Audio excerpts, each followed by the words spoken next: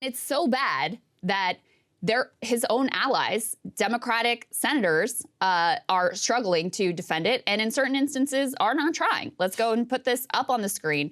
You've got Joe Manchin, who, he likes to criticize Democrats because it bolsters his standing in West Virginia. But still, he says to put these in unsecure spaces is irresponsible. He also says he thinks Biden should have a lot of regrets.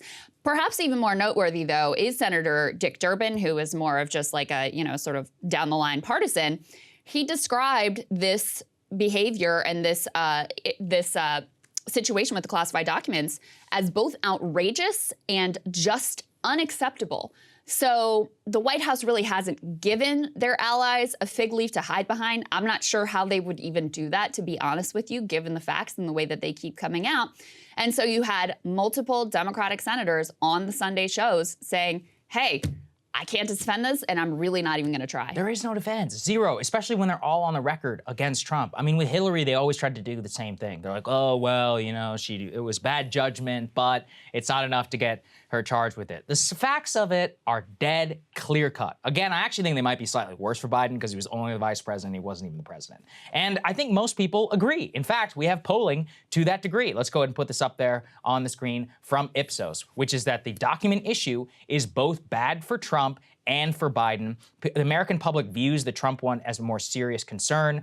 And this is why you always do have to trust people. You don't need the media to tell you that it was substantively different whenever somebody does try to obstruct an investigation versus not. But overall, the inappropriate handling numbers on both is 64% for Biden and 77% for Trump. As in, people can intuit that this was inappropriately handled by both presidents of the United States. And they view this not necessarily as the most important thing, but the idea that this was going to be used as a cleavage in the American public, which the Biden administration was going to. They were like, this is the latest example of Donald Trump thinking he's above the law, especially when you put it all in the Jan 6, I could give some spiel. And now it's neutered. It's over. And Totally. it's a real political disaster for them, as you keep saying, because we can't underestimate this. After the midterms, you had a clear and an open shut way to defeat Trump, which is, and I didn't personally think this was going to work, but it clearly did. You go after the January 6th, you go after the madness and the chaos, and you're like, do you really want 4 more years of this? But when you're guilty of doing the same thing, yes, it neuters like the one law enforcement open and shut case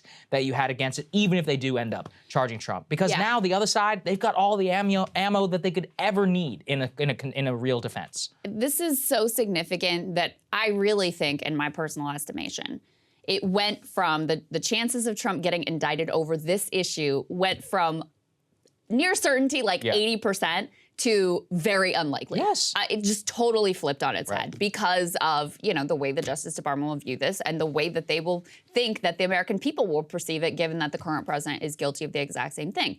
Now, listen, he's under investigation for any number of other issues, including the fake electors scheme. There's the grand jury down in Georgia. There's investigations here in D.C. There are other things that they may decide to indict him on.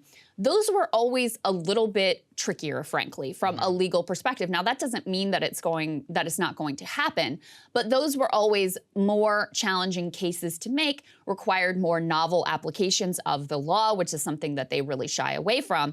This, especially the obstruction piece, seemed like very clear-cut, very open and shut. So, listen, it might not have mattered in a Republican primary if Trump got indicted or not. It might have even helped him in a Republican primary if he ultimately got indicted. Hard to say, in the same way that the raid on Mar-a-Lago helped him, at least in the short term. I do think in a general election, the fact that the dude is indicted would have been a major problem. And so the fact that it is much less clear that that's going to happen totally scrambles the calculus for 2024. And Saagar, I think your point is the best one. How does this dude always land on his feet? How many lives does this guy have? Teflon Don. It's true. Unbelievable. Yeah. I mean, this time it really was like the walls are, for real this time the walls are closing in.